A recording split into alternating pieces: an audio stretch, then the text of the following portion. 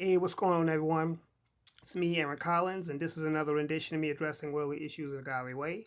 Hope everyone is doing well. Hope everyone's in their right mind. Hope everyone's in their right health. Without further ado, let's go on with the commentary. So, we still live in that, with even in the pandemic, we still live in a system of random white supremacy and racism. And we still live in days and ages where we can still be targeted because of the color of our skin as black people. A few days ago, or maybe a month or so ago in Louisiana, a 15-year-old young man named Kwan Charles was found murdered. He was found dead in a sugarcane. How it all started, he was with his father out for an outing at a store. A family friend and his mom, well, maybe a personal friend. Either way, a friend and his mom came and picked him up from the store. But obviously, it was apparently without the knowledge of his father. He went to the friend's house. After a while, he walked home from the friend's house by himself. Next thing you know, a few days later, he's found dead in a sugarcane field. What happened afterwards? The Louisiana parish that he was in, I believe, was Iberia Parish. The sheriff's department, law enforcement, claimed that they didn't know anything about it. They pinged his phone. That's how they discovered that he was dead. He was found face down in ankle-deep water, and there's still a lot of investigations going on about it. Situation here is involved with the handling of the case as it pertains to, could it have been a racially motivated case, or could it have been otherwise prevented? In other words, the way the case was handled, it wasn't handled with any kind of sense of priority, any sense of seriousness, like it would be if it had been a white child that was missing. For the simple fact is that they didn't do an Amber Alert. They didn't make sure the case was followed up. And not to mention, from what I've understood, that the friend who picked him up was said to have been able to pack up and move with no questions asked or anything. So now there's a lot of course, to be expected. The family wants answers. There's protests going on in Louisiana. And, bottom line is, I just want to put this out there that in this day and age, you would think that we would still, in 2020, even during a global pandemic, that we would still be able to get along without being targets of racism. But the fact is that in this case, this is just more proof that as black people, we're alone. We literally have no friends.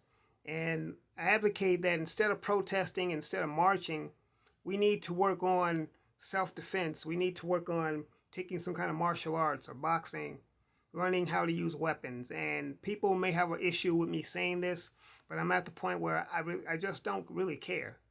Because anytime when we speak out against these issues, and this has been proven decades and decades, anytime when we're speaking out against these issues, it largely goes unnoticed or just falls on deaf ears. So as black people, we need to use a different strategy, a different kind of strategy. We need to really come and flood our communities. Black men, we really need to step up and protect the most vulnerable assets in our community, which is our women and our children, because these are considered soft targets. We need to come together as a people wholly and stop with all the insignificant nonsense that keeps us divided. And we need to just do what we need to do in our communities. Other races of people, they protect their communities with no fault, with no problems. Why can't we do the same? Why is it that we're expected to come together and stand up for everyone else, but when it comes to standing up for us, no one's nowhere to be found? We need to send a strong message that we will not continue to be we're not continue to be just killed with impunity. As for the family of Kwan Charles, my condolences to his family, and I pray that whoever is involved in this be found with the swiftness, be found quickly, and be dealt with severely according to the law of the land according to as much as the law will handle, because it's a different handling. It's been proven before in the past, when white children have come up missing, then they will send an entire SWAT team and an entire emergency crew to go look for this child. And a lot of times they will go after the perpetrators who has something to do with it. But when it comes to black life, this is just more proof that black life is not valued like everyone else. Black life is considered to be expendable. And in the system of white supremacy, it's always been proven that we are considered to be expendable. We're not considered worthy enough for protection.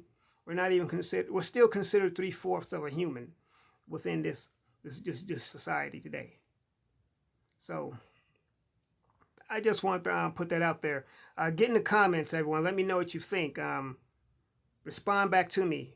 I mean, am I saying anything that someone thinks is out of line, that is incorrect?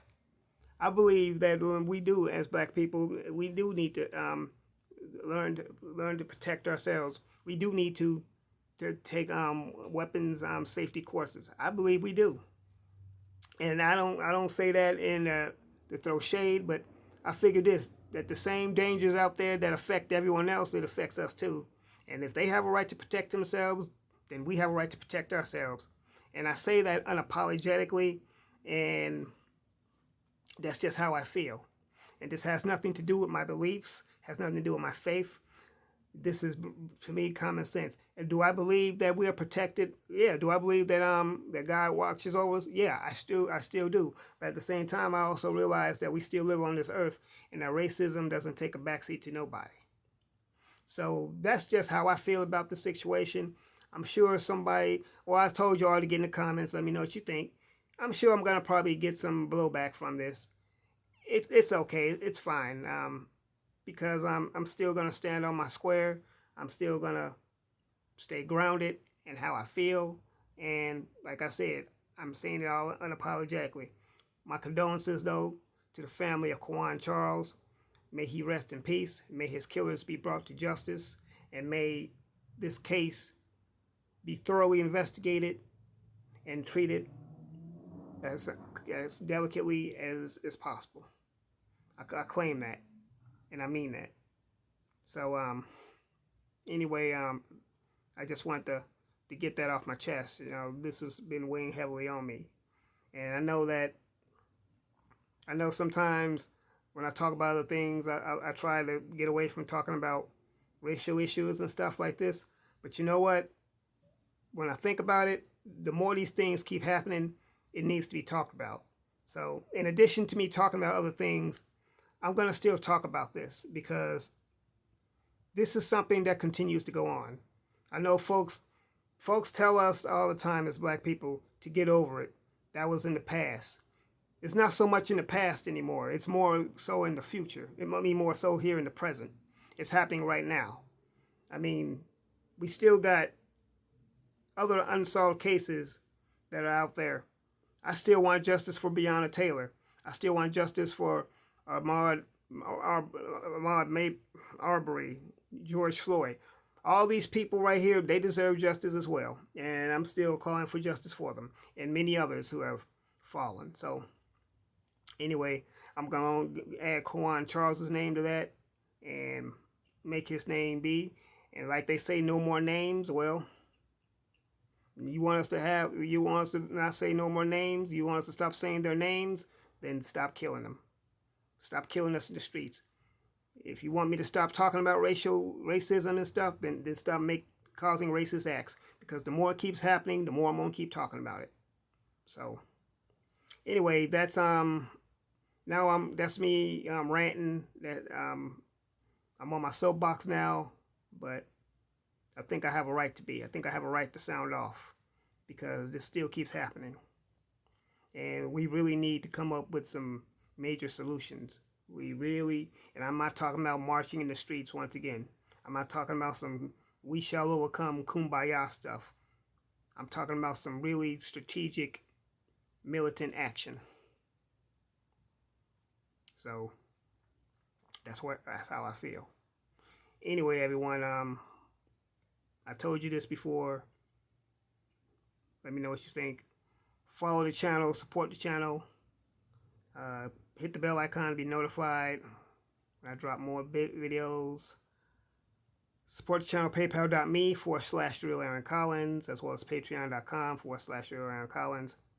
Cash App's coming soon.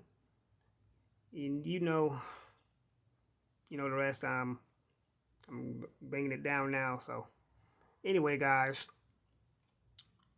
thanks for listening to me. Thanks for coming to me. Thanks for supporting me. Thank you for everyone that follows me. I appreciate you all. So remember this, everyone, that God loves you. I love you. Let's do life, and I'll see you in the next video.